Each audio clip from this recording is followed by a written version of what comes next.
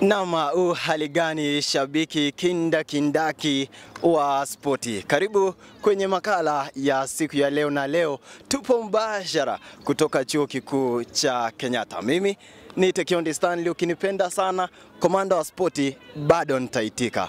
Basi nilivyo kuarifu ni kwamba tutakuwa hapa kwenye chuo hiki tukiwa tunaangazia michakato ambayo inaendelea ya KUSF National Playoffs B, ama michakato ya vyuo vikuu ngazi ya kimataifa hapa nchini Kenya. Tulianza hapo jana siku ya Ijumaa tukishuhudia michakato mbalimbali, upande wa soka, upande wa magongo, upande wa handiboli, voliboli na hata netiboli, yote imekuwa ikiendelea, na tumeona vyuo vikuu mbalimbali wakijizatiti angalau kuweza kupata ushindi ili kuweza kufika hatua ambazo zitakuwa zinafuata hapo kesho, maana leo hii na hapo jana tumekuwa hatua za makundi. Basi kufikia kesho tutakuwa tumejua nani atakuwa anaingia nusu fainali na hata fainali kamili, ambao watakuwa wanaongoza kutoka taifa letu hapa nchini Kenya. Baada ya hapo watakuwa wanasonga mbele ngazi ya kimataifa, yani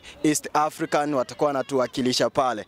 Pengine tu nikupatie uhondo vile mambo yamekuwa kutoka siku ya jana.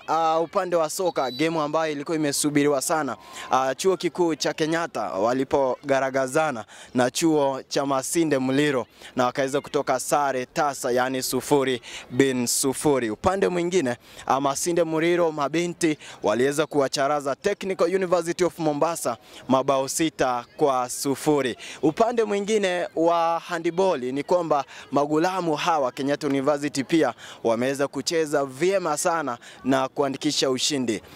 Tutakuwa tunafuatia tujue hali itakuwaje siku ya leo hadi mwisho, na hapo kesho tukiingia fainali kamili, nani atakuwa anaongoza kutoka hapa taifa letu la Kenya. Nitakomea hapo kwa sasa. Niite komanda wa spoti, zidi kufuatilia jamvi la spoti na komanda wa spoti, tukuarifu, tukutaarifu, tukujuze yote ya kispoti. Kwa heri.